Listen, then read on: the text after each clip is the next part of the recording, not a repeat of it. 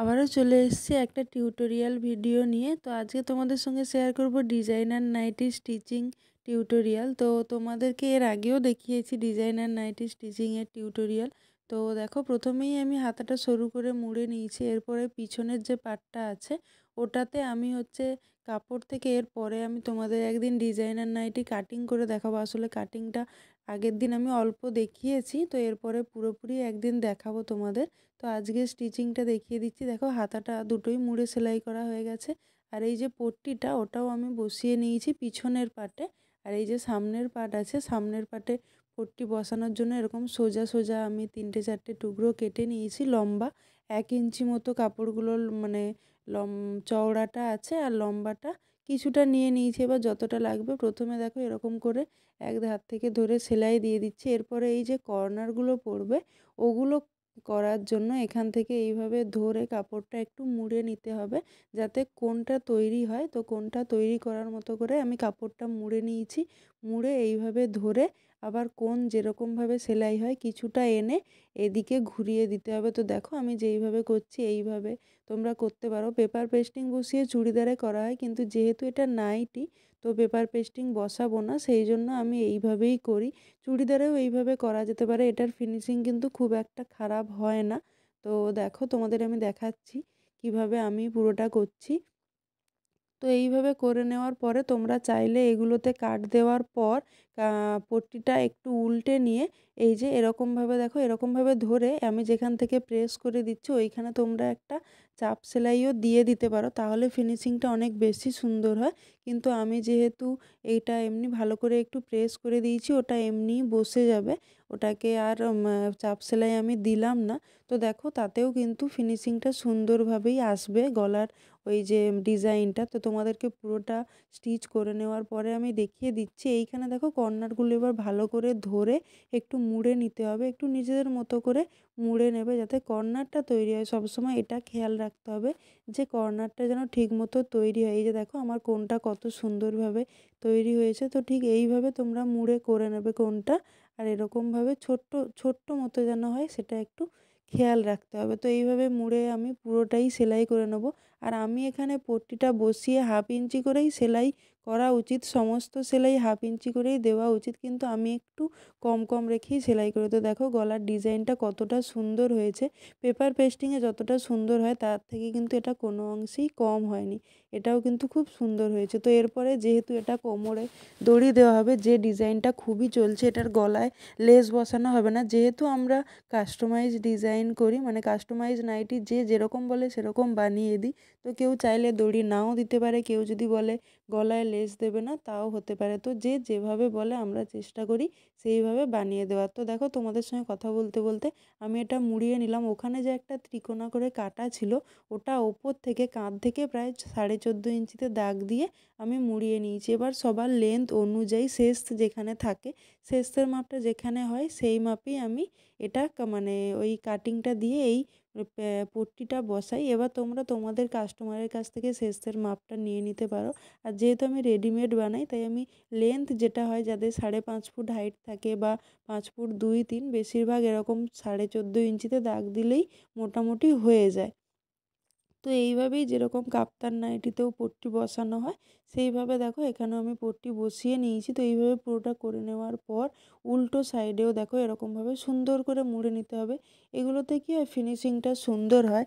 Nightie বলে কোনোভাবেই আমি স্টিচিংগুলো সবসময় চেষ্টা করি খুব ভালো করে ফিনিশিং দেওয়ার।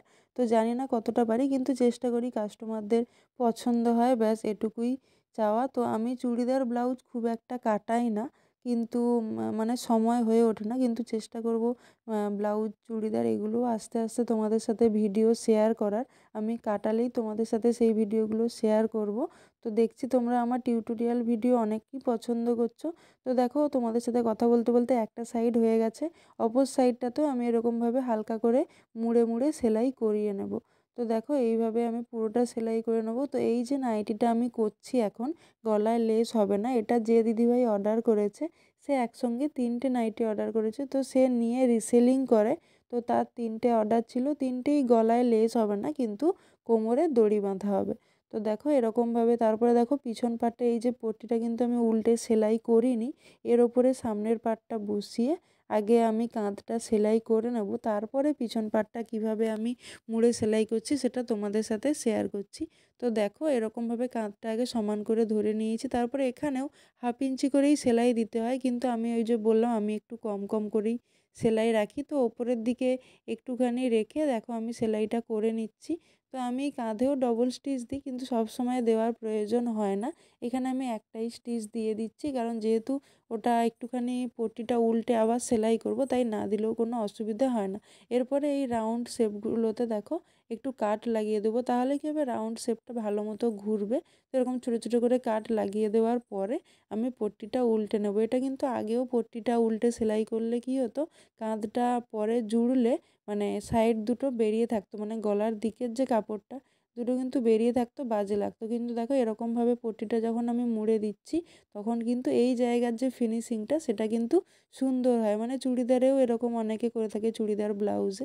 তো সেরকমভাবে আমি নাইটিতেও সেভাবেই করি, কারণ আমি মনে করি যে আমি যেহেতু নাইটি বানাচ্ছি তাই সেই কাজটাই আমি ভালো করে করার চেষ্টা করি।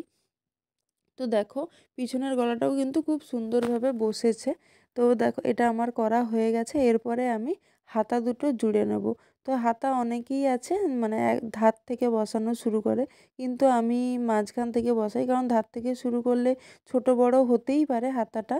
তো আমি হচ্ছে যে মাঝখান থেকে বসানো শুরু করবে, বা যেটুকু এক্সট্রা থাকবে সেটুকু বাইরে থাকবে, এখান থেকে মাঝখান থেকে প্রথমে এক সাইডে করে নেবো, তারপরে আর এক সাইডে সেলাই করে নেবো। তো এইভাবে দু সাইডে সেলাই করে নেওয়ার পরে আমি আরও একটা করে স্টিচ হাতায় দিয়ে দিই। তো আমি হাতাতে ডবল স্টিচ দিই আর দু সাইডেও কিন্তু ডবল স্টিচ দিই। তো দেখো আমার হাতাটা এখানে বসানো হয়ে গেছে। হাতাটা বসিয়ে নেওয়ার পরে একইভাবে আমি অন্য দিকের হাতাটাও বসিয়ে নেবো। এরপরে আমি সাইডটা কিভাবে সেলাই করছি সেটা তোমাদেরকে দেখাবো, কারণ যেহেতু ওখানে পট্টি বসানো হয়েছে মাঝখানে, তো পট্টির জায়গাটা থেকে কিভাবে স্টিচ করতে হবে সেটা আমি তোমাদের দেখিয়ে দেবো। তো দেখো এখান থেকে আমি সেলাই করা শুরু করে দিয়েছি, 1/2 ইঞ্চি মতো নিয়েই আমি সেলাই করব, কারণ যেহেতু এগুলো নাইটি, নাইটিতে ফিটিংসের কোনো ব্যাপার থাকে না। অ্যালেন কাটটা একটু হালকা ফিটিংস থাকে, কিন্তু অতটাও ফিটিংস হয় না যেরকম চুড়িদার হয়। তো এই যে পট্টির জায়গাটায় আমি এরকমভাবে পিন লাগিয়ে নিয়েছি, তো ওর ওপর পর্যন্ত এসে আমি সেলাইটাকে আটকে নিলাম, লক করে দিলাম। এরপরে সুতোটাকে কিছুটা টেনে নিয়ে এই যে নিচের পোর্শনটা দেখছো, এই নিচে সূঁচটা গেঁথে দেবো। গেঁথে দেওয়ার পরে ভালো করে সমান করে আগে কাপড়টা ধরে নেব। তো দেখো এখানে আমি ভালো করে সমান করে পুরো কাপড়টা ধরে নেওয়ার পরেই তারপরে আবার ওখানে একটা লক করে ওখান থেকে স্টিচ করা শুরু করব। এবার ওখান থেকে স্টিচ করে পুরো নিচ পর্যন্তই স্টিচটা করে নেব। তো দেখো এখানেও ভালো করে লক করে নিতে হবে যাতে খুলে না যায়, কারণ যেহেতু এটা মাঝখান থেকে শুধুমাত্র দড়ি পাস হওয়ার মতোই জায়গাটা ফাঁকা থাকবে, তাই ভালো করে স্টিচ করতে হবে যাতে সেলাইটা খুলে না যায়। তো দেখো এইরকমভাবেই আমি সাইডটা সেলাই করে নেবো, একই রকমভাবে আমি দু সাইডেই সেলাই করে নেবো। তো দেখো এক সাইডে আমার সেলাই করা হয়ে গেছে, আর এক সাইডে তোমাদের আমি দেখিয়ে দিচ্ছি যে কীভাবে সমান করে নিয়ে আমি পিনটা লাগিয়েছিলাম। তো এইভাবে ভালো করে সমান করে ধরেই পিনটা লাগিয়ে নিতে পারো, বা পিন না লাগালেও হয়, আমি পিনটা লাগিয়ে নিই যাতে সমান থাকে। তো এইভাবে ধরে এই যে পিনটা লাগিয়ে নেব, লাগিয়ে নিয়ে এই সাইডটাও একই রকমভাবে আমি সেলাই করে নেবো। তো দেখো চুড়িদারে আমরা এই যে এই সেলাইগুলো মেলাই, যে দুটো আর্ম হোলের যে সেলাইটা গেছে ওটা এক জায়গায় আছে কিনা, কিন্তু আমার নাইটিতেও মোটামুটি এক জায়গাতেই হয়, মানে ওই যে জোড়ার যে পোর্শানটা। তো দেখো নাইটিটা রেডি হয়ে গেছে, এর লুকটা ঠিক এরকম এসছে। তো তোমরা কিন্তু অবশ্যই কমেন্ট করে জানিও যে নাইটির ভিডিওটা তোমাদের কেমন লাগলো, আর যদি তোমরা অন্য কোনো ডিজাইনের ভিডিও দেখতে চাও তাহলেও জানিও। আর তোমাদের যদি ভিডিওগুলো ভালো লেগে থাকে তাহলে অবশ্যই লাইক করে দিও।